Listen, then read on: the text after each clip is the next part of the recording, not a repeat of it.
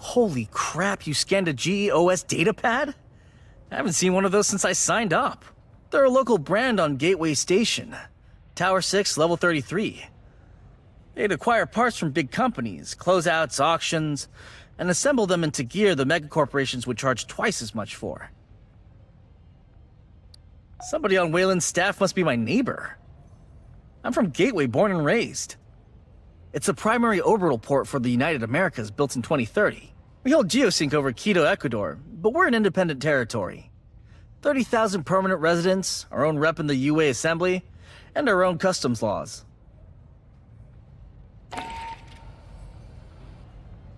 Somebody left a case on the Katanga perimeter? No worries, I'll fab up a replacement when we need it. Personally, I prefer Wayland equipment. Lightweight, and the ballistic software updates itself when you hit port. But most Marines swear by RMAT battlefield systems. The gear's heavy and durable, lots of metals. Designs focus on reliability and stopping power. The joke is, you bomb an RMAT weapon, bury it for 6 months, then knock the dirt out, and it works. As a logistics professional, I'm gonna tell you that's BS. But it's true an RMAT gun can take a beating.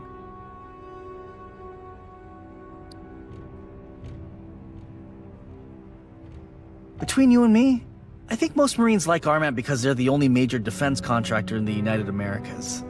Pure jingoism. But hey, that's just me. I'm from Gateway Station. We don't play dirt politics. Somebody printed a Hyperdyne Systems weapon brochure. On paper. Hyperdyne's whole damn business is based on virtual sales. They don't manufacture anything. They sell licenses for fabrication blueprints and ballistic software. When you order, they send a bunch of files over Hyperpulse. You load them into your own fabricator and hit print.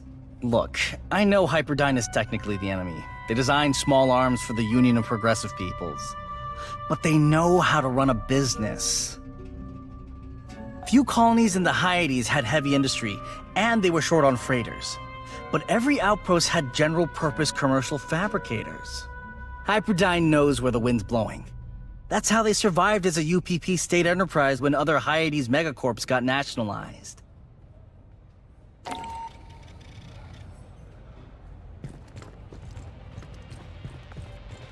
That must have been made by a member of the Weyland-Yutani team studying the ruins on LV-895.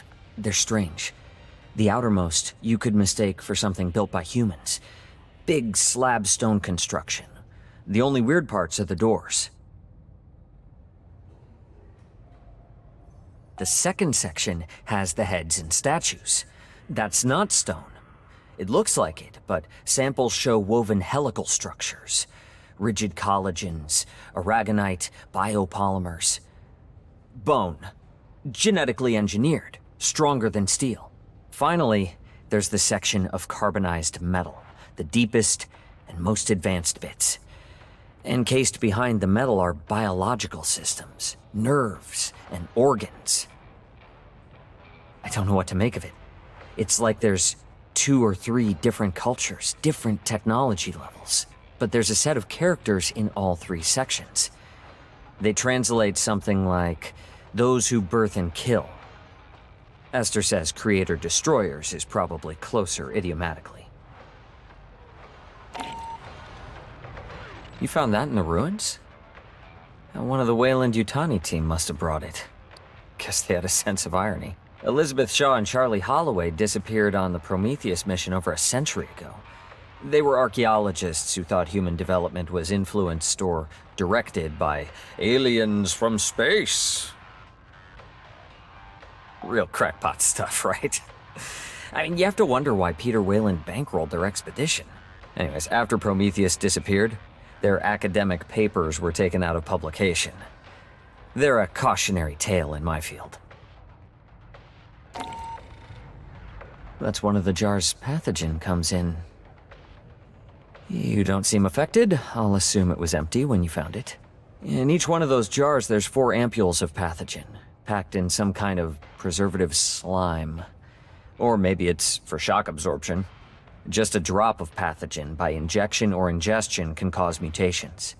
There were signs it could be aerosolized and inhaled, too. You'd see effects in seconds.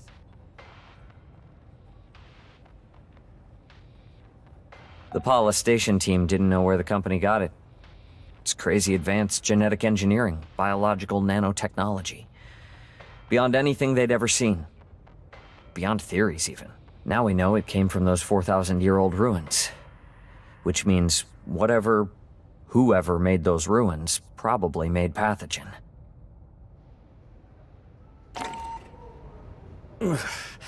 I can't believe you found one of those intact.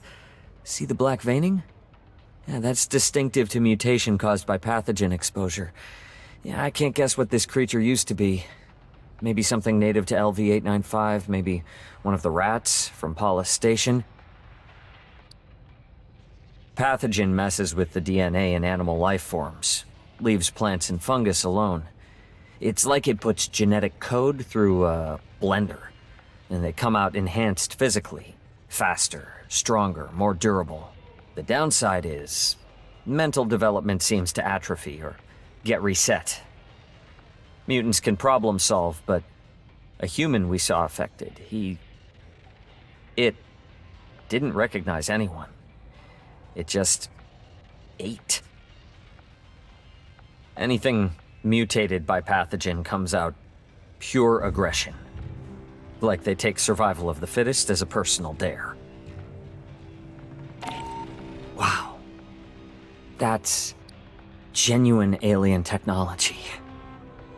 You can touch it. It's real.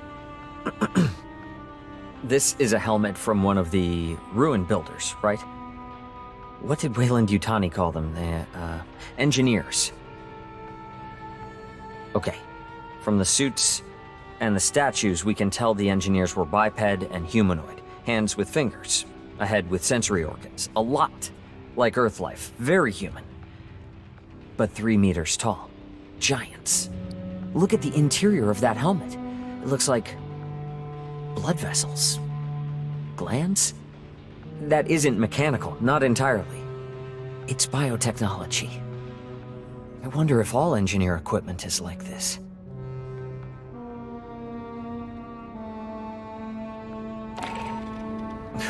Oh shit. Sorry, That's from one of the mutated Leon 895s. The things Herrera called stalkers. Leons were one of the species Paula Station tested pathogen on. Mark Pryor's pet project. They're native to LV-895. Cats with chameleon skin and 6 legs. I guess that's hard to see in the mutants. 2 of the legs turn into stabby things, and their heads split into tentacles. Pathogen amps up the Leon's color-changing ability. The mutation allows them to show multiple colors and blend almost instantly. 2 pathogen Leons got loose on Paula Station. A lot of people died. Funny thing, I ended up killing them both.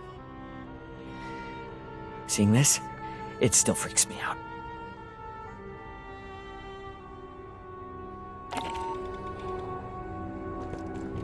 I hope you did not ingest that.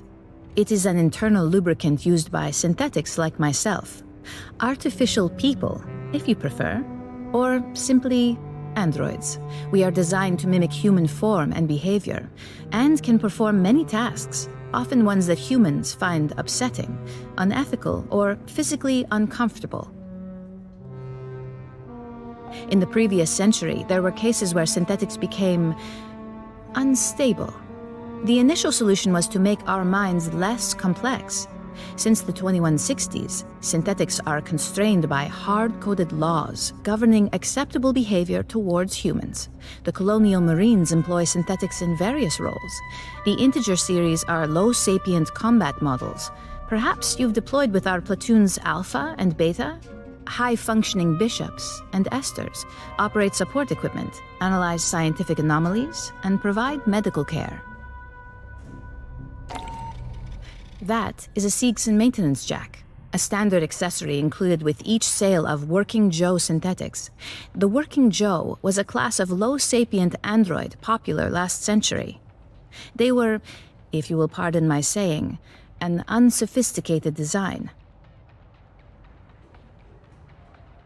Synthetics from Weyland-Yutani and Hyperdyne systems served the high-end market. Siegs and Company had neither the technical nor industrial expertise to compete.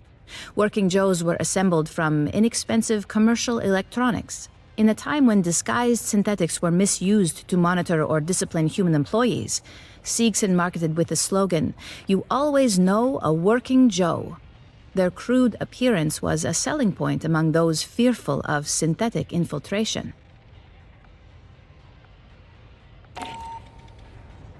I have seen this headgear in your combat recordings.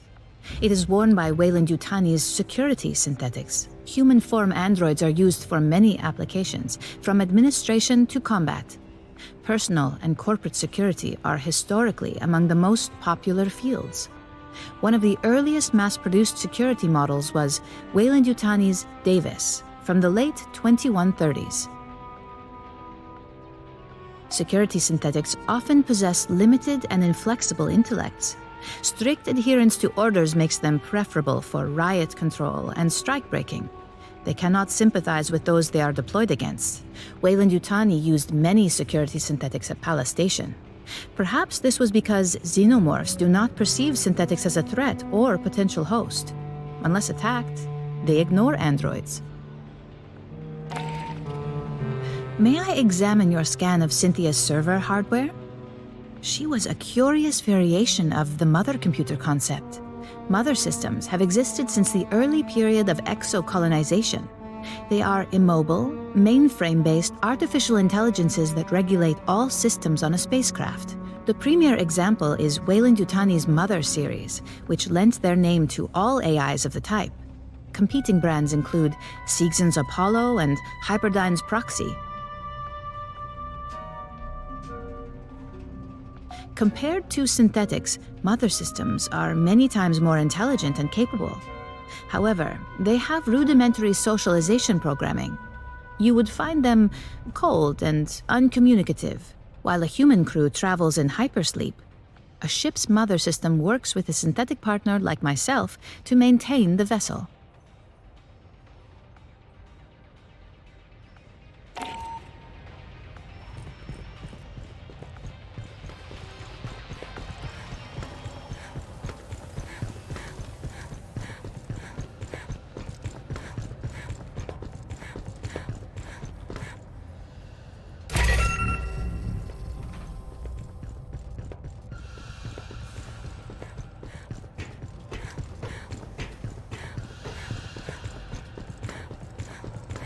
I hate our squadron name.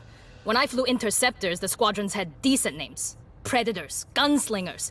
Cracked Rooks is like, oh, I dropped my chess set. The UD-9C carries enough ordnance to take out a town, and it'll keep flying with half its ass blown off. But a Condor's not going to survive turns and burns against a real interceptor. In Atmo, all it can do is go in one direction real fast. Your best defense against Op-4 air superiority is to punch the throttle to the firewall, crank the ECM, and kiss your ass goodbye. Zero G's marginally better. The RCT blocks are placed wider than the old Cheyennes and Mohawks. Maneuvers real tight. I bet I could fly this piece of crap through any shipwreck you want without nicking the paint. That headgear is traditional for Weyland-Yutani interface pilots, going back to the deep-range exocolony missions a century ago. I'm going to assume the synth pilot wasn't wearing it. Personally, I wouldn't get near the cockpit of those things. Dropships can't maneuver for shit, but those Weyland shuttles are just fancy bricks. All you can do is aim them at the ground and hope the retros stop you before you bounce off. You know they weren't even designed for what they do? Sanriku Heavy Industries markets the D-Series light-duty interface craft as an SSTO with re-entry capability, but the original model was designed to work purely in Atmo, using ground effect. Did it stop them from selling it as a shuttle? Of course not. Sanriku is a division of Weyland-Yutani after all.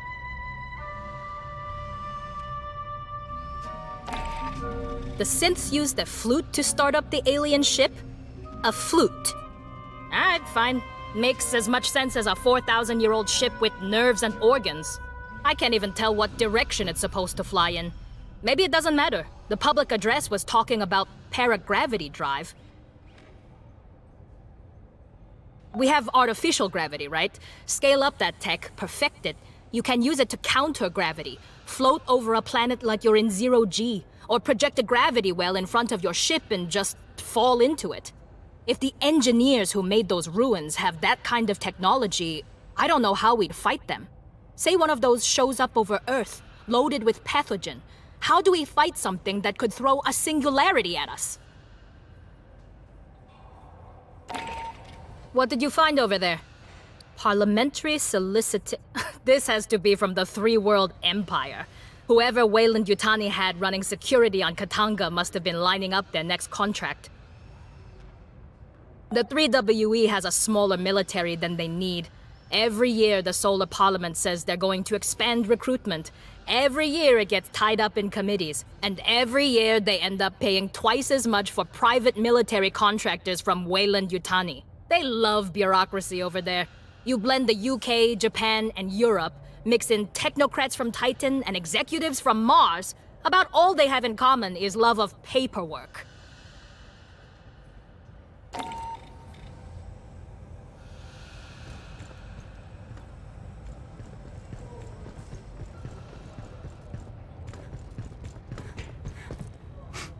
All the shit Wayland Yutani makes. Aspen beer is about the only good thing. Wasn't always that way. Back 100 years plus, when Peter Wayland was still kicking the company, did terraforming and exploration. They invented synthetics. Future of humanity. Mierda. Building better worlds wasn't just something on coffee mugs. He actually meant that shit. After Wayland died, the managers took over. Every year the budget for shit that made lives better went down, and the budget for shit that kills went up. Why make $1 trillion in 2 decades when they can make $1 billion next quarter? Yeah, I heard about that. Benoist Henderson Station was a fuel depot at Kappa Reticuli. Wayland Yutani says Hyperdyne mercenaries sabotaged it. Hyperdyne says one of Wayland's own bioweapons got loose.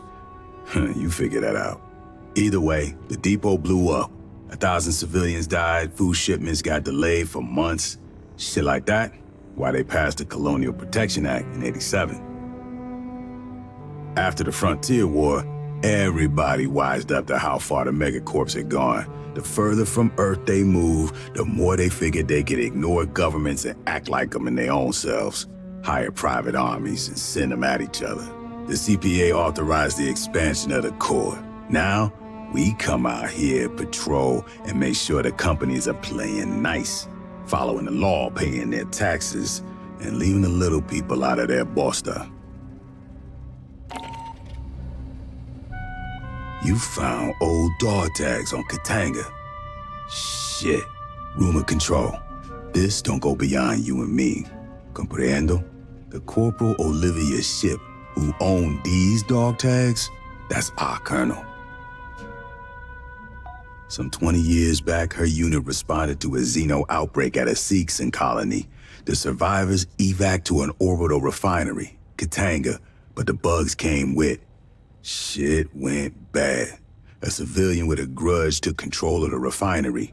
The rescue dropships got wasted, and ship had to leave survivors through the station to the hangars.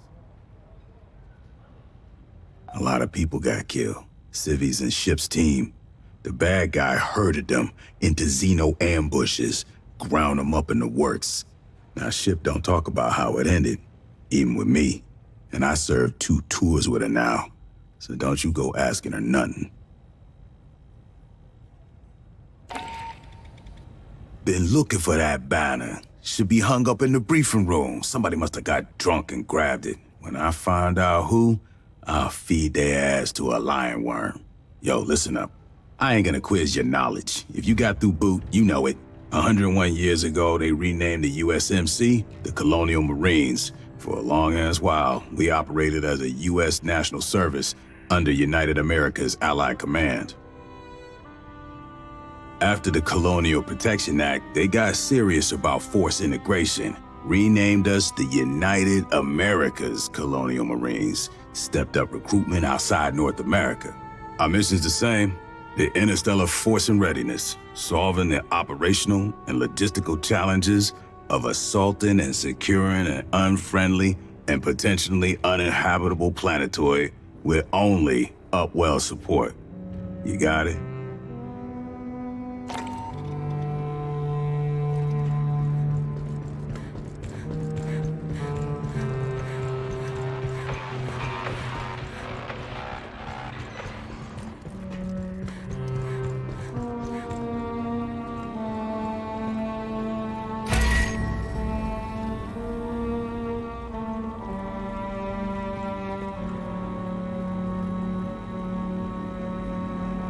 Ah, Dr. Honoka's ID.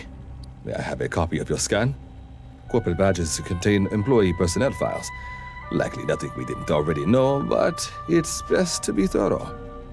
Timothy Honoka was born in New York City. Oh, interesting. Most born on Earth stay there. His family was reasonably well off, though he's paying rather exorbitant educational loans. He earned a doctorate in xenoanthropology from Wayland University, Mars campus, a controversial program. There have never been any alien cultures to study. Courses mix terrestrial archaeology with studies in exoplanetary sciences. One must understand the dirt one digs in, I suppose. Ah, this is interesting. According to Wayland Yutani's own files, Dr. Honoka is presently cataloging the contents of a warehouse on Alexandria. It's likely we're the only ones who know his true location.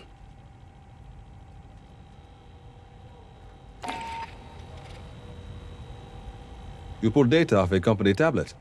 Excellent. Allow us to decrypt. It contained an InfoSec bulletin to employees.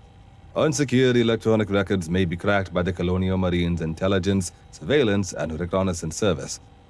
We applaud their foresight.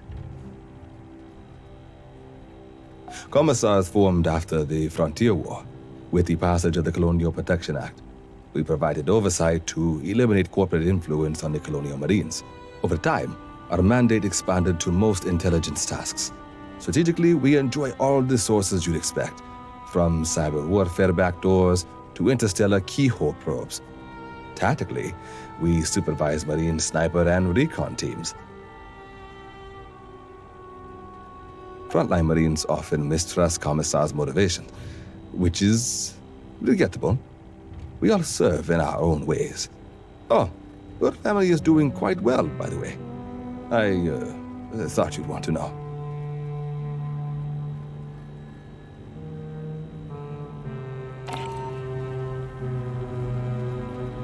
Dr. Honoka's non-disclosure agreement. Interesting. Wayland Yutani didn't name the facility he was assigned to. There's nothing about Pala Station or his specific duties. Its liabilities and penalties, all work belongs to the company, and so on. The closest they get to describing Pala Station's experiments on xenomorphs is a mention of hazardous conditions. Given the nature of your duties, you hereby forfeit any right to workplace injury compensation. It's interesting that Dr. Honoka was unaware of Site 2, the xenoarchaeological ruins the company acquired pathogen from, two completely isolated task cells, each unaware of what the other was working on, or even of the other team's presence. Excellent operational security.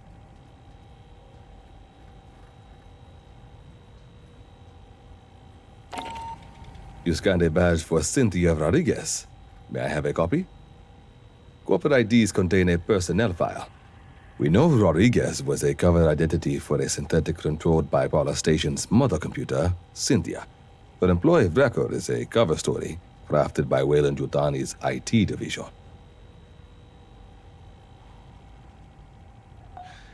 It claims Rodriguez served in the Colonial Marines and achieved the rank of colonel. Checking. Records in our own systems corroborate. I'm getting a full service record. Scans of handwritten commendations from her notional superiors, even fitness reports. This is very thorough forgery. We're impressed. To inject false records into personnel command databases, the Rodriguez cover identity must have been initially crafted before the Frontier War. Weyland-Yutani no longer has such access.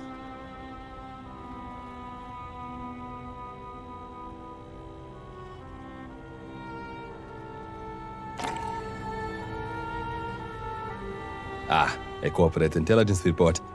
Recent border activity by the Union of Progressive Peoples, a subject of concern to commissars as well. The UPP has been a rival of the United Americas and our nominal allies in the Three World Empire for much of the last century. There are frequent confrontations with the UPP's space operating forces.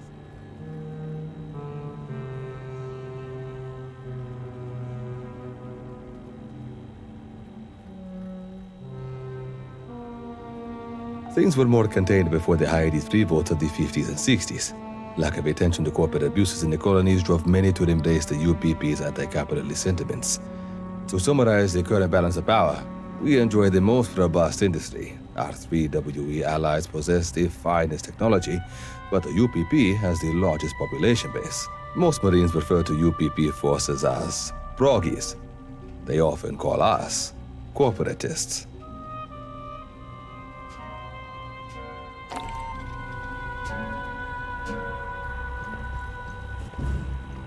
Marine, I heard you got scans of a facehugger. Let me see. A well-preserved specimen. I'm going to pass this to Esther for analysis. We have a lot to learn about xenomorph XX-121's life cycle. Ovomorphs, eggs, and the facehuggers that hatch from them are easy to contain and study.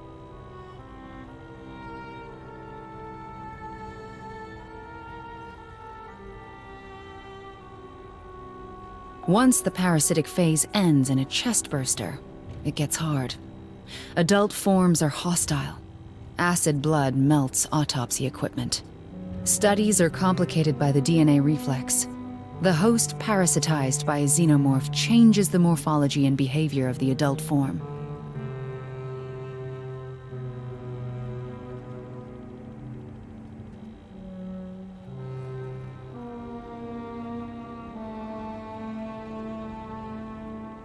Runner and prowler morphs breed from quadruped pack and herd animals, dogs, cattle. Drones and warriors, they come from humans. That's why civilians mistake them for the real form of Xenos. In reality, we've got no idea what the original form of Xenomorph XX-121 was.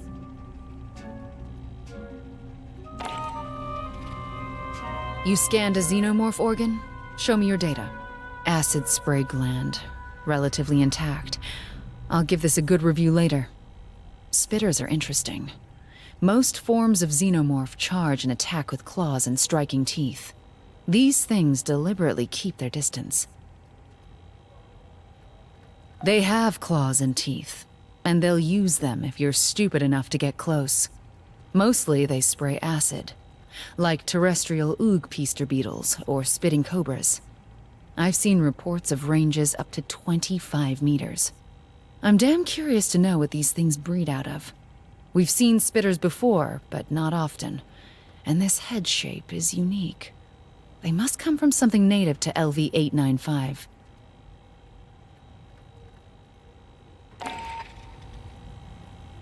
Marine, I heard you found damaged armor aboard Katanga. Huh. That didn't just get sprayed with acid. It got soaked in a puddle. Probably from the corpse of a burster. There's a rich history of poisonous critters on Earth. Dart frogs, rough-skinned newts, the blue-ringed octopus. If a predator takes a bite, they die. Xenobursters take you don't dare kill it to a new level. Subcutaneous, high-pressure acid bladders that burst on death. It's a perfect example of xenomorph survival strategy. Doesn't matter if an individual dies, so long as the hive continues. When a burster's killed, it harms the hive's enemies, so they charge in, suicidally close. This is a morph we haven't seen before. It must come out of some species native to LV-895. I can't wait to see what that is.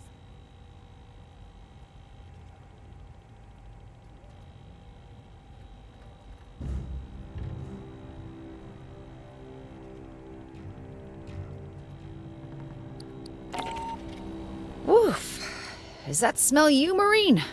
You must have run into xenoshedding. You get a scan? Look at that. Not from a chest burster. It's way too big. Has to be from a Praetorian. When a xenohive gets big, around 300 individuals, the queen secretes royal jelly. They feed it to adult drones, and it triggers a second stage metamorphosis. I don't think we know what that process looks like. Maybe they spin a cocoon. I'd love to know. Anyway, what comes out is a Praetorian, nearly as large as a queen. Mean as hell. They've got a head plate that's nearly impenetrable. They use it as a shield and for ramming attacks. Praetorians guard the queen and the deepest levels of the nest. They don't leave often. Good data, but you might want to hit the showers.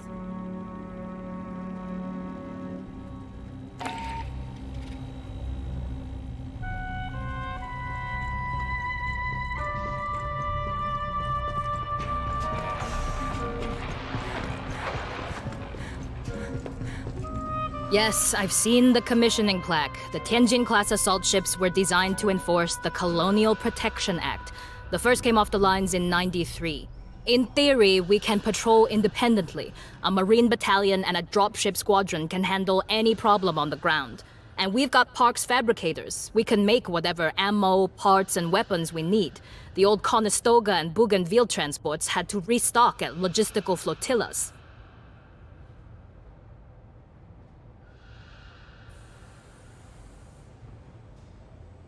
If the UPP gets restless, things change.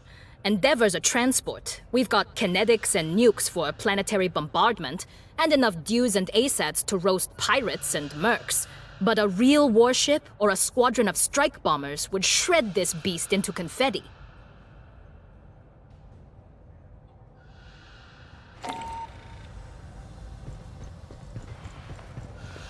You got my ping. Good. Look, I'm gonna be straight with you. When Endeavor left O'Neill Station, I wasn't sure many of our recruits would make it out here. The Marines trained to fight the UPP, corporate mercs, and terrorist insurgents. Enemies that think like us, that want to live another day. I've fought 2 tours against Xenos. Some boots fall apart at first contact, others brace up and grow into hardcore Marines. After the last few months, it's pretty damn clear you're the latter. You've impressed me. On the down low, you impressed Colonel Ship. Keep fighting, Marine. Good things are gonna come your way.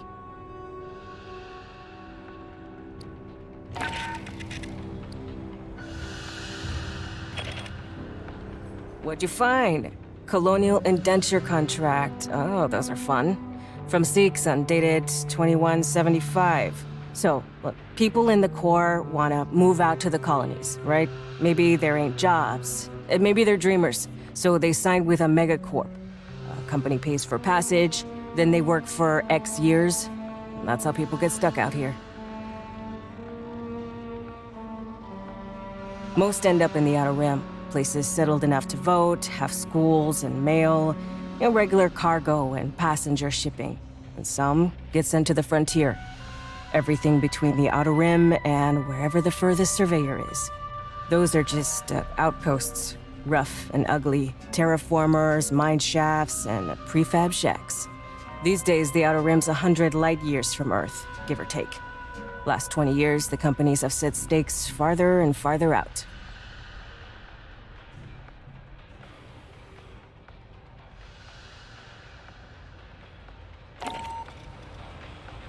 You found an issue of Ion Seegson? Dang. The company hasn't published that for like 30 years. A century ago, Seegson was real big, one of the interstellar corporations. They put their money into deep space platforms, O'Neill colonies, asteroid refineries, you name it. Then Weyland-Yutani made a bunch of breakthroughs in terraforming. Turning a planet habitable got a lot cheaper than assembling 1 million tons of orbital steel. By the 2140s, Seegson was on their way down. These days, they make cheap knockoffs of other people's stuff, like those working Josynths. I heard in the 70s they tried to colonize some planets in the Mid-Rim. Wonder what happened with that. Oh shit, somebody left a laptop dirt site? I'll get it picked up. That's got our full TO&E on it. The UPP would kill for that. The 40th MEU was one of the units organized after the Colonial Protection Act, under 10 years old, so they don't got much intel on us. But they know about the Endeavor, of course. Assault ships are too big to hide. But they wouldn't know she's carrying 2nd Battalion, 33rd Regiment, 11th Division, 729 Colonial Marines, 18 low-safe combat androids, and 1 support synthetic. And they wouldn't know our dropship squadrons, the cracked rooks. VMM 2181 if you're talking to LT Co. She hates that squadron name. AUA Centennial poster. Guess somebody on Wayland's refit crew was a patriot. My abuela said our great-grandfather hated the United Americas, an alliance of every nation in South, Central, and North America, plus most of the Caribbean. He prayed failed every night at dinner. Said it'd be the end of Cuba's own culture. I wonder if we'll even celebrate the centennial. News from the Corps says negotiations with the Three World Empire are going well. I mean, there'll be treaties tying us together as the United Systems. Froggies ain't gonna like that. The UPP sees everything as a threat.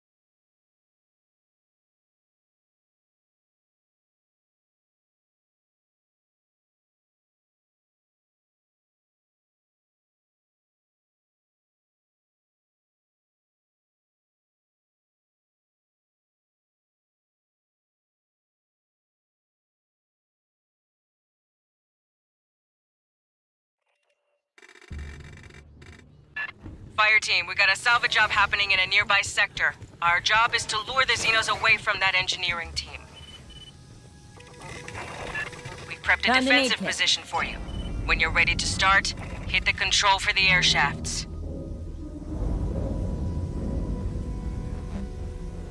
Who needs an aid kit?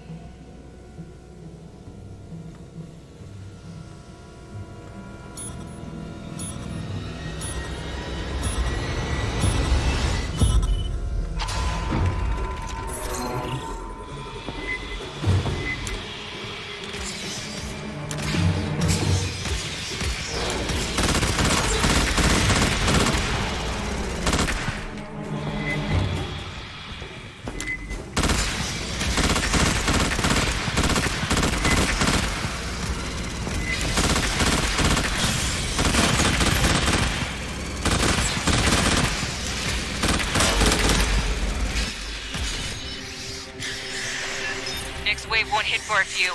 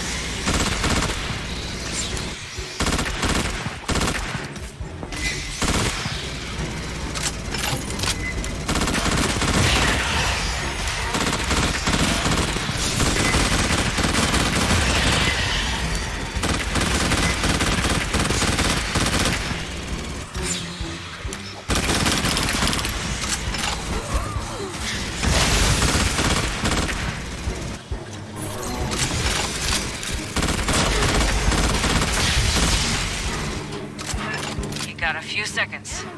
See the equipment cabinet in the corner? You can access that to requisition supplies. You'll get requisition credits after each attack. Choose careful. You gotta make that shit last. Get ready. More on the way.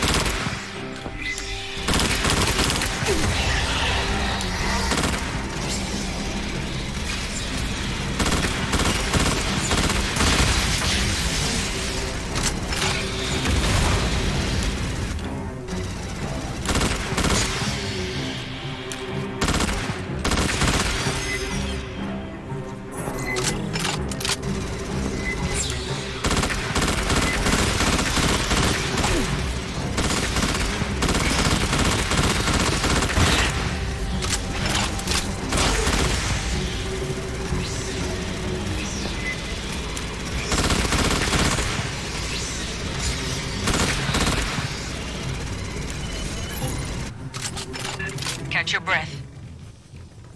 Grabbing ammo. Ammo drop.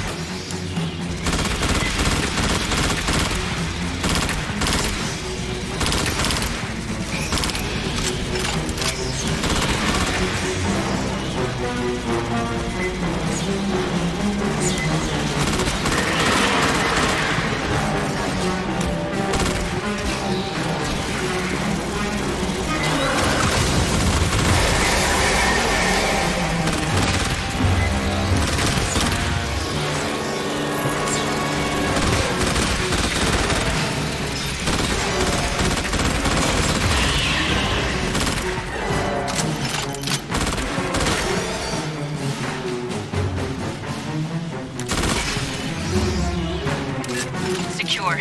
Another swarm's coming.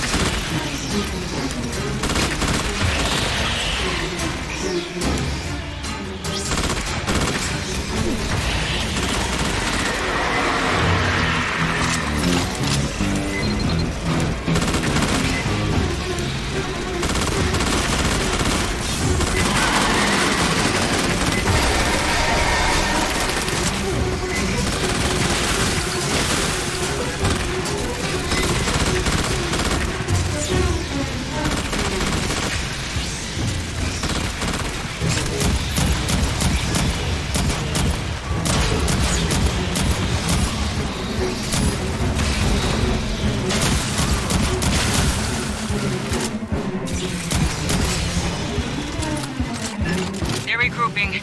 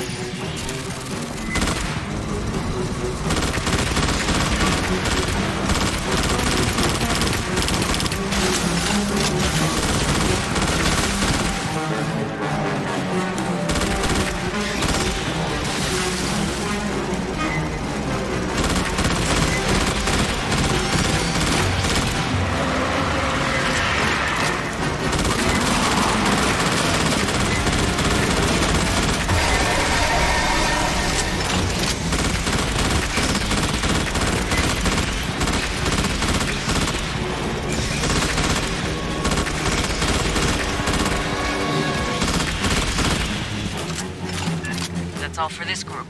Expect more.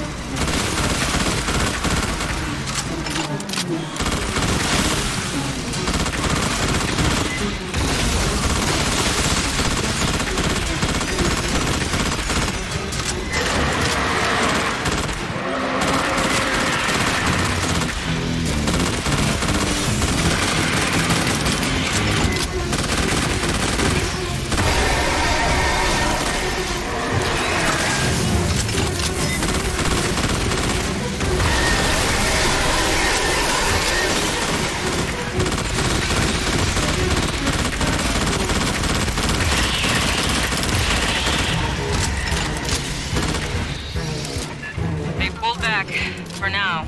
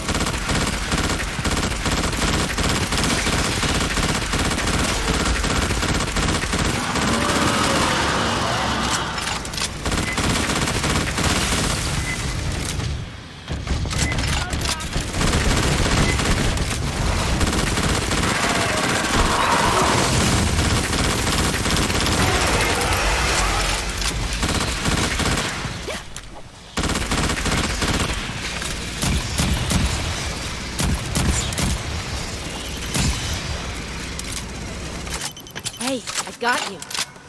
Patching up?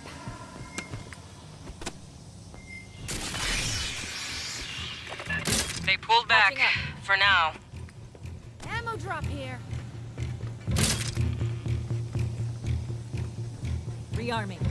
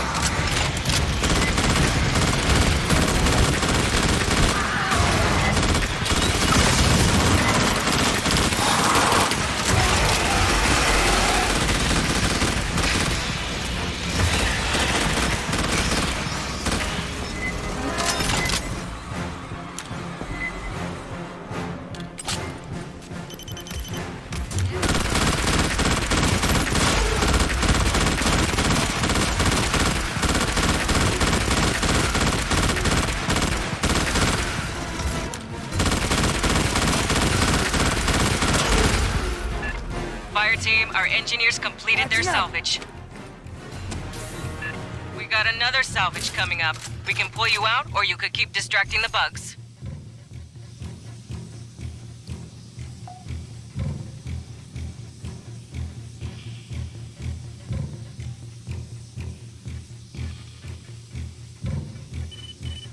Ammo drop here.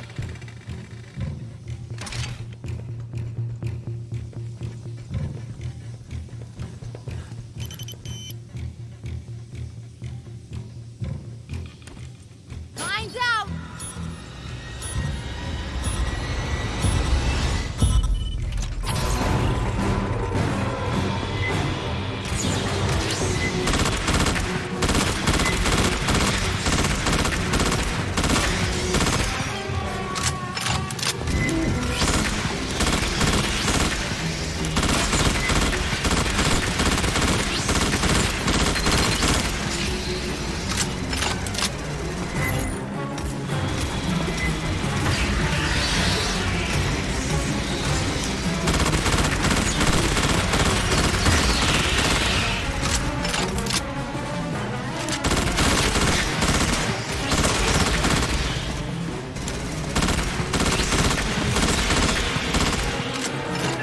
They pulled back, for now.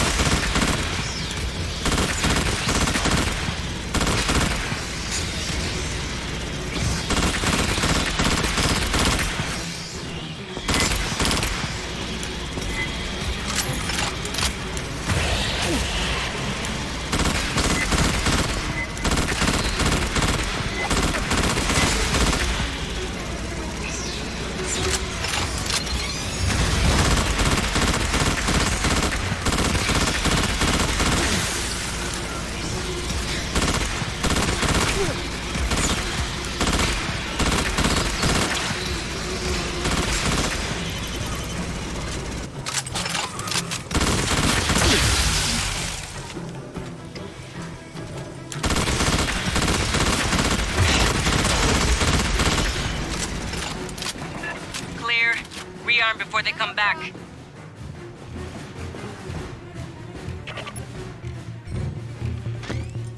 Sentry deployed. Mine down!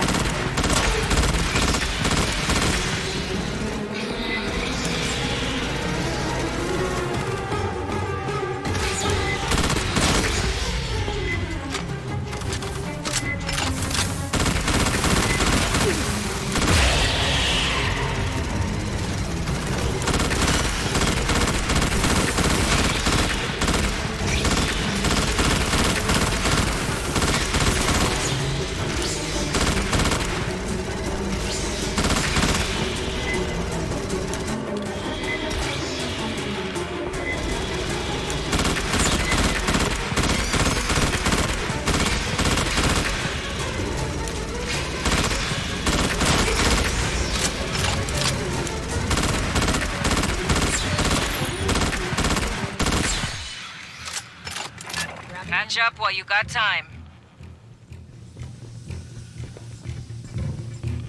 Rearming.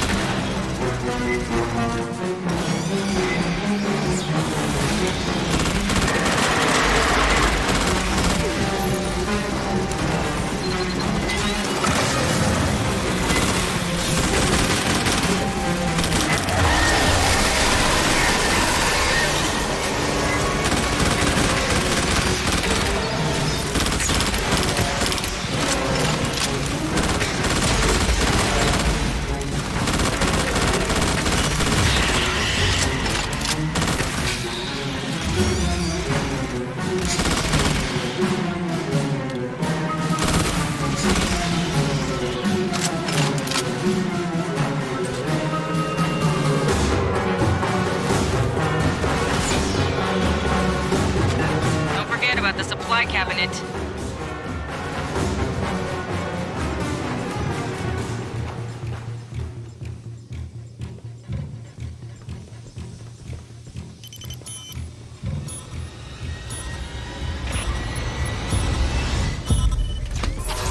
Sentry deployed.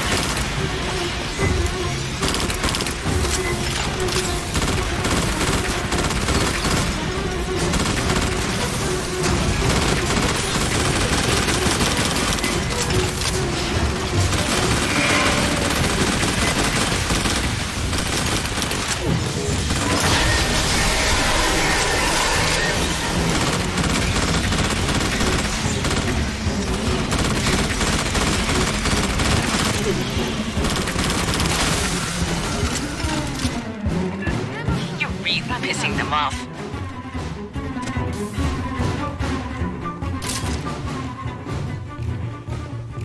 Grabbing ammo.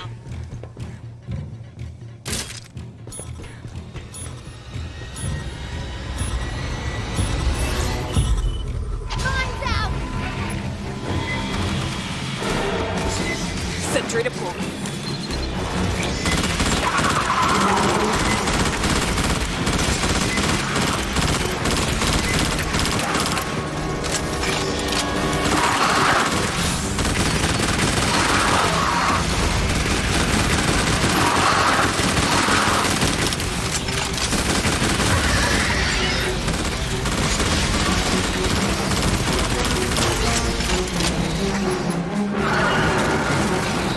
Sentry deployed.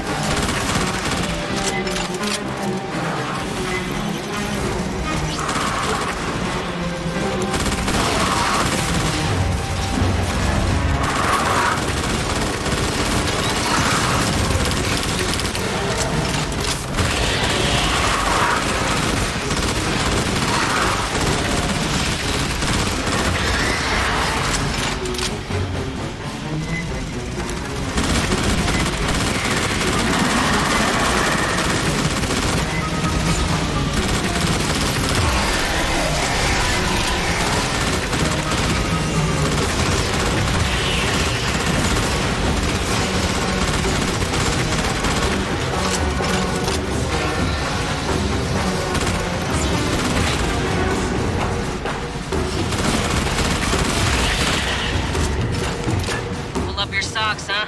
They'll be back. Ammo drop.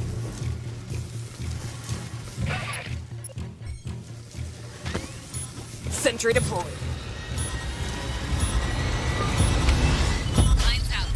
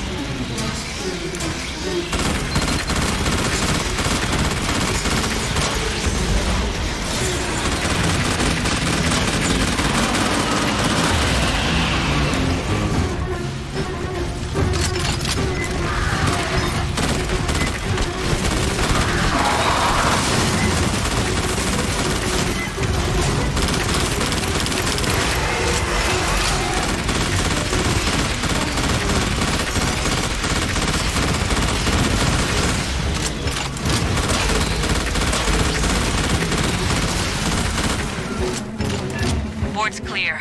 For now. Grabbing ammo.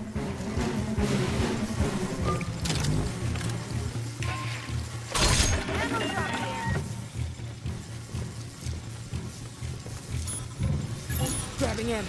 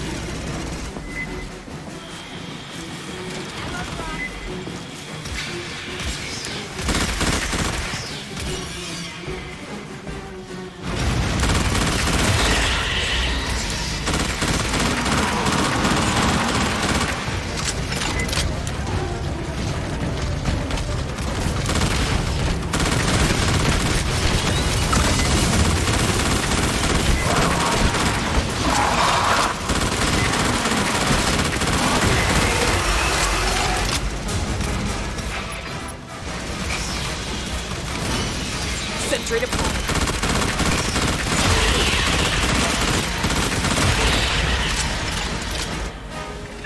That's all for this group.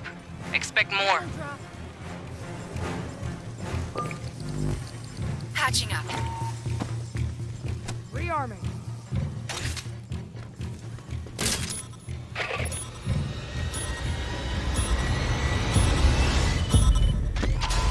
Sentry deployed.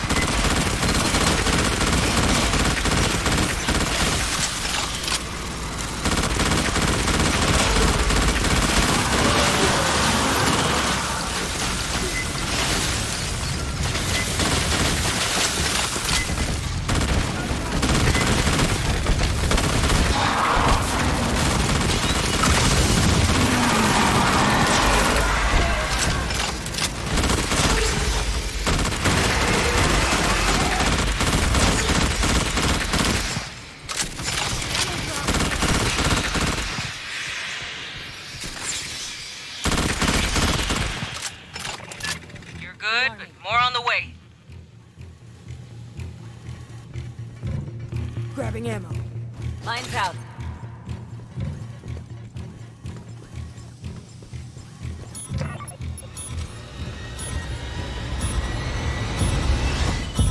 Sentry deployed.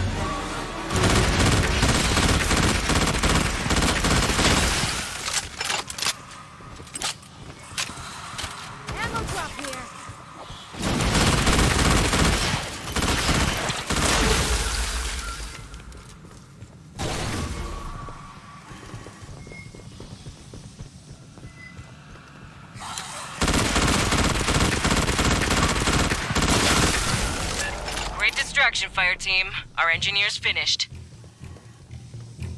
Looks like there's another team heading in. You did your part, but if you want to keep going, it would help.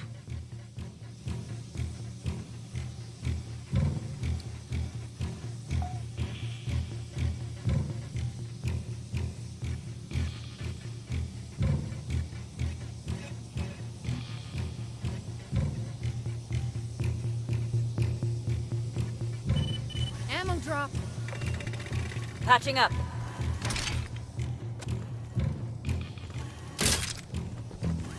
Grabbing ammo.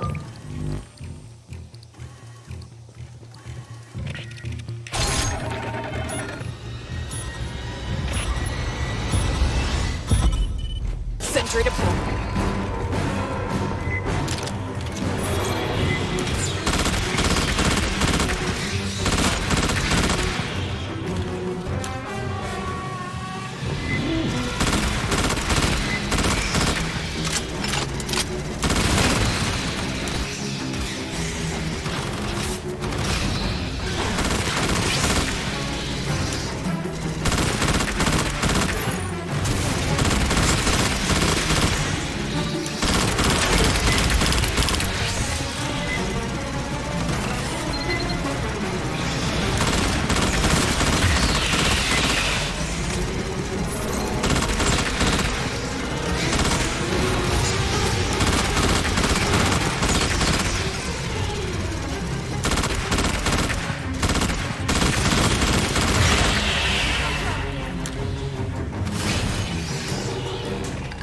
They pulled back, for now.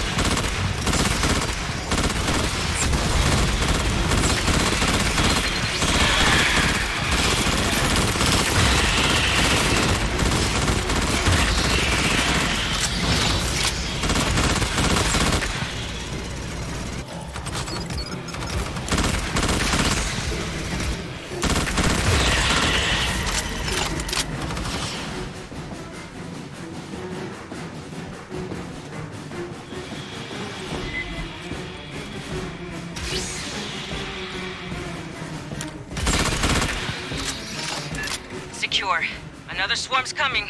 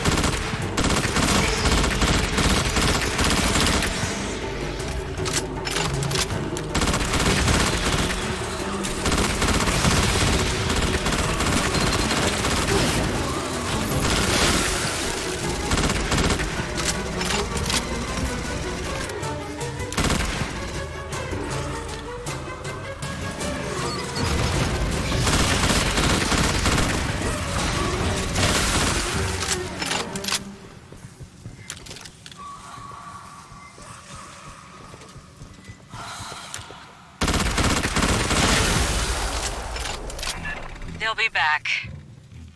Rearming.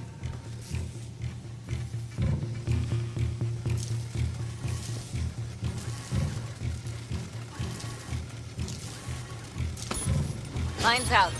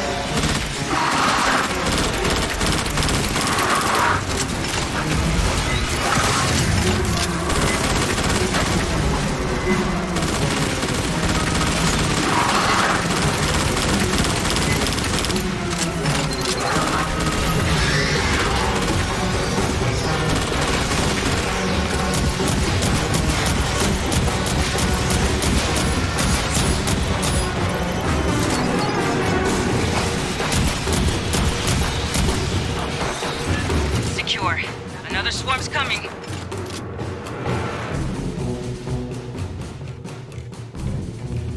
Lines out.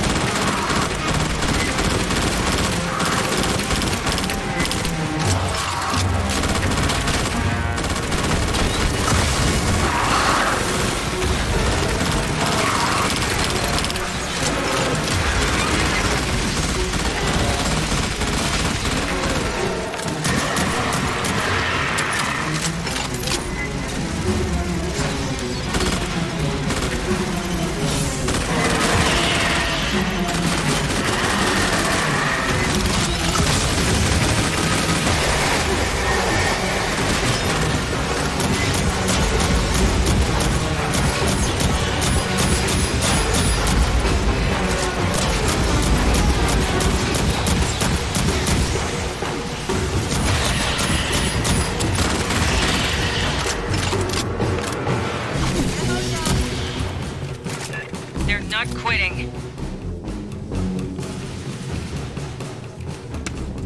Lines out. Sentry set up.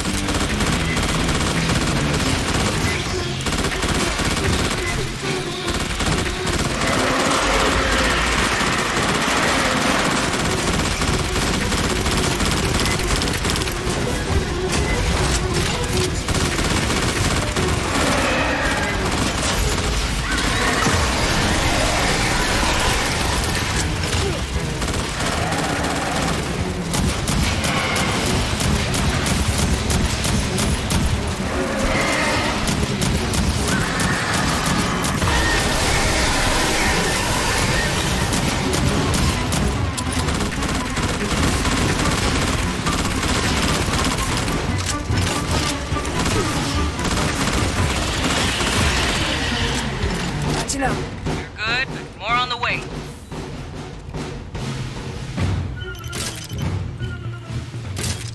Rearming.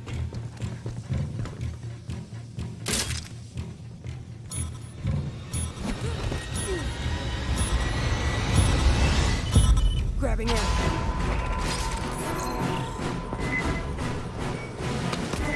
Sentry set up.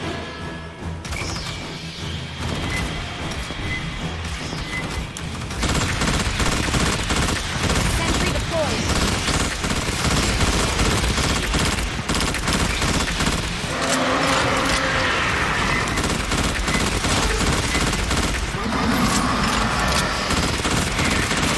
Guard to the deck.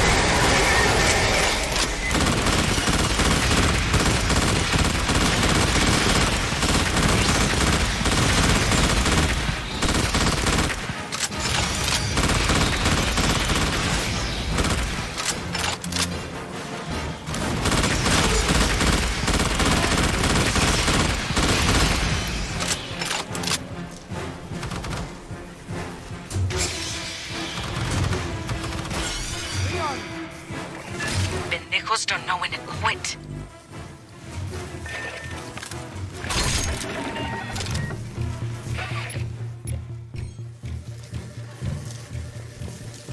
Ammo drop here. Sentry deployed.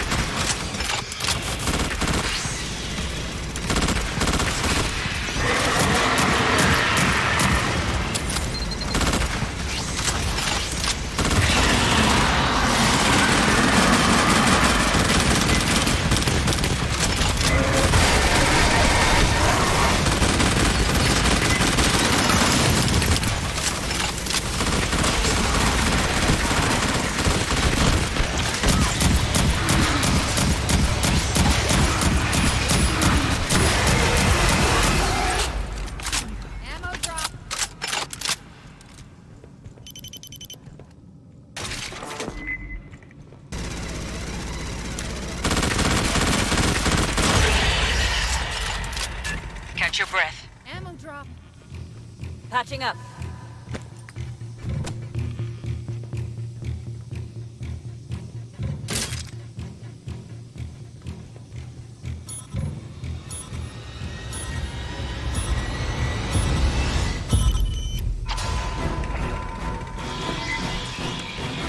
Sentry deployed.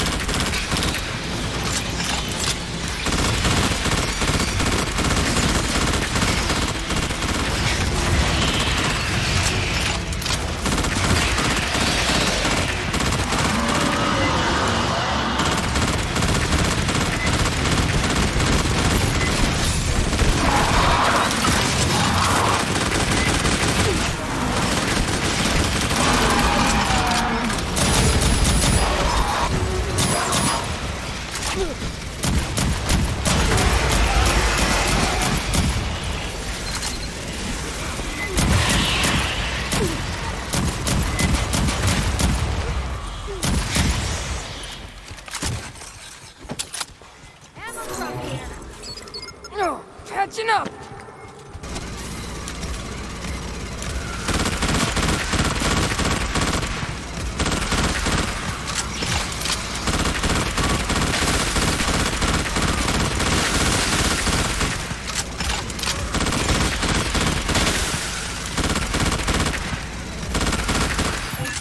Fireteam, our engineers completed their salvage.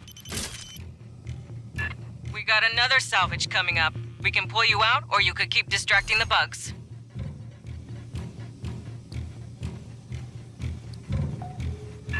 Nice work out there, Marines. Get your ass back to the dropship.